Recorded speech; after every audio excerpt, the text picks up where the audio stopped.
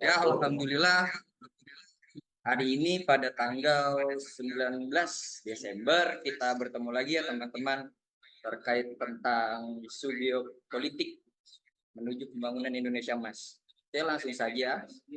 Jadi kita harus bisa melihat sebenarnya untuk bisa mencapai Indonesia Emas menjadi negara berpenghasilan tinggi memang diperlukan pertumbuhan ekonomi sekitar 6,3 sampai 6,5% per tahun. Dari tahun sekarang sampai tahun 2045, artinya kita perlu memacu pertumbuhan ekonomi kita sebesar 6,3%.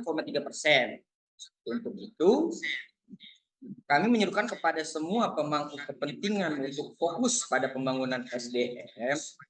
Indonesia tidak akan bisa mencapai ekonomi yang berkelanjutan jika hanya mengandalkan hasil alam, pertambangan, dan pertanian.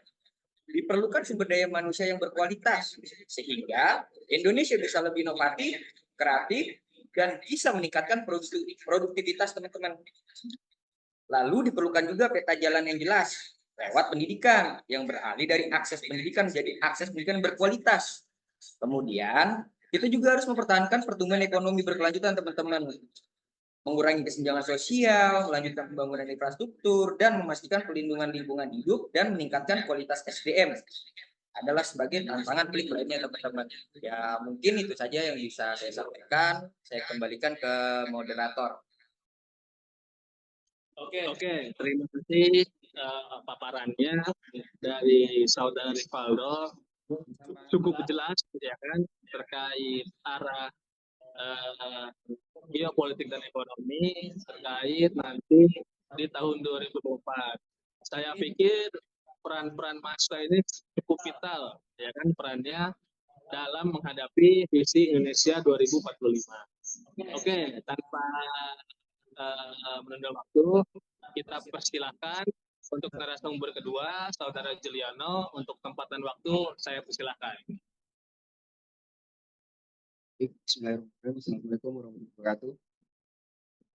Terima kasih kepada moderator atas waktunya. Dengan membicarakan soal geopolitik ini, bahwa Indonesia bercita-cita menjadi negara maju pada tahun 2045, di mana itu tepat 1 abad setelah kemerdekaan. Namun di tengah optimisme itu, tantangan besar menghadang, yaitu berupa kesenjangan ekonomi yang masih mengangkat lebar, di mana data terbaru dari Badan Pusat Statistik menunjukkan rasio Indonesia per September 2023 sebesar 0,378.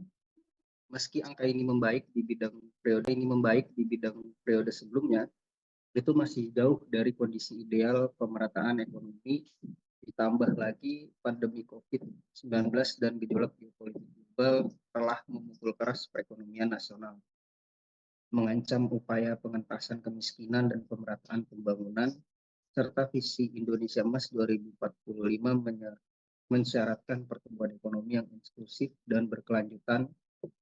Namun realitasnya di lapangan menunjukkan bahwa pertumbuhan ekonomi belum sepenuhnya bisa dinikmati seluruh lapisan masyarakat, di mana kesenjangan antara kelompok kaya dan miskin, desa dan kota, serta antar wilayah masih menjadi PR besar bagi pemerintah dan seluruh elemen bangsa.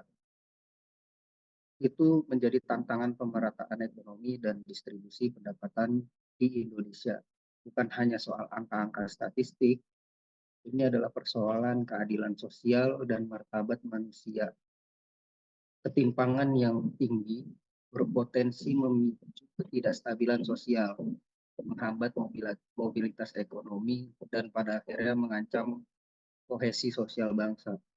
Oleh karena itu, upaya mengatasi kesenjangan harus menjadi prioritas utama dalam agenda pembangunan nasional. Kemudian hal tersebut harus kita lakukan demi terwujudnya Indonesia Emas 2045.